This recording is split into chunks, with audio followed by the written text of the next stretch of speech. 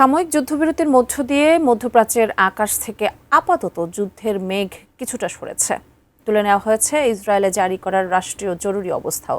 কিন্তু এই শান্তি ঘোষণার কয়েক ঘন্টার মধ্যেই বড় চাপের মুখে পড়েছেন ইসরায়েলি প্রধানমন্ত্রী বেনিয়ামিন নেতানিয়াহু। আগামী রোববার থেকে শুরু হচ্ছে তার বিরুদ্ধে হওয়া মামলার বিচার কার্যক্রম।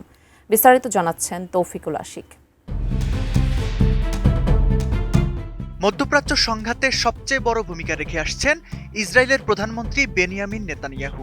ধারণা করা হচ্ছে মার্কিন প্রেসিডেন্ট ডোনাল্ড ট্রাম্প তার প্ররোচনায় যুদ্ধে জড়িয়েছেন।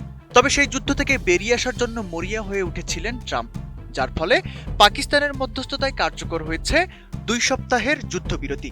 তবে ট্রাম্প কিছুটা স্বস্তি পেলেও যুদ্ধবিরতির মাঝেই বিপাকে পড়েছেন বেনিয়ামিন নেতানিয়াহু। যুদ্ধের কারণে গত কয়েক সপ্তাহ ইসরায়েলের সব ধরনের আদালতের কার্যক্রম বন্ধ ছিল। কিন্তু পরিস্থিতি কিছুটা শান্ত হওয়ার পর 9 এপ্রিল আদালত এক বিবৃতিতে জানিয়েছে, আগামী রোববার থেকে প্রধানমন্ত্রী নেতানিয়াহুর বিরুদ্ধে চলমান মামলার শুনানি নিয়মিতভাবে শুরু হবে। মূলত রাষ্ট্রীয় জরুরি অবস্থা প্রত্যাহার হওয়ার কারণেই আইনি বাধা দূর হয়েছে। কোয়ালিটি সম্পন্ন আন্তর্জাতিক মানের still bar CSRM, committed for better still. এর আগে যুদ্ধের দোহাই দিয়ে নেতানিয়াহু এই বিচার প্রক্রিয়া বন্ধ করার চেষ্টা করেছিলেন। তিনি দাবি করেছিলেন, যুদ্ধের এই কঠিন সময়ে আদালতের পেছনে সময় দেওয়া তার পক্ষে সম্ভব নয়। এমনকি তিনি প্রেসিডেন্ট আইজাক হার্জগের কাছে তাকে ক্ষমা করে দেওয়ার জন্য আবেদনও জানিয়েছিলেন। কিন্তু আদালত সেই দাবি নাকচ করে দিয়ে বিচার শুরুর চূড়ান্ত ঘোষণা দিল।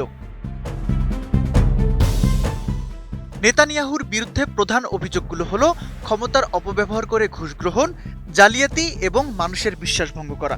2020 সালে এই বিচার শুরু হলেও প্রধানমন্ত্রীর দাপ্তরিক ব্যস্ততার কারণে গত কয়েক বছর এটি বারবার পিছিয়ে দেওয়া হয়েছে।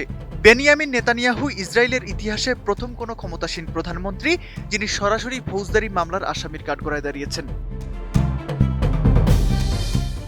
এদিকে ডোনাল্ড ট্রাম্প শুরু থেকেই নেতানিয়াহুর সমর্থনে কথা বলছেন। এমনকি ইসরায়েলি প্রেসিডেন্টকে অনুরোধ করেছেন যেন যুদ্ধ পরিস্থিতির কথা বিবেচনা করে নেতানিয়াহুর এই মামলাটি শেষ করে দেওয়া হয়।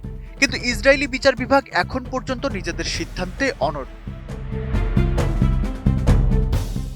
আগামী রোববার থেকে বুধবার পর্যন্ত টানা এই শুনানি চলার কথা রয়েছে।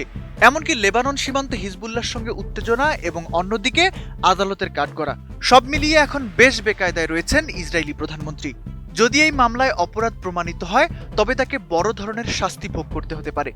এখন দেখার বিষয়, আইনি লড়াইয়ে নিজেকে কতটা নির্দোষ প্রমাণ করতে পারেন দীর্ঘ সময় ক্ষমতায় থাকা এই নেতা। Taufiqul Ashiq, ATN news.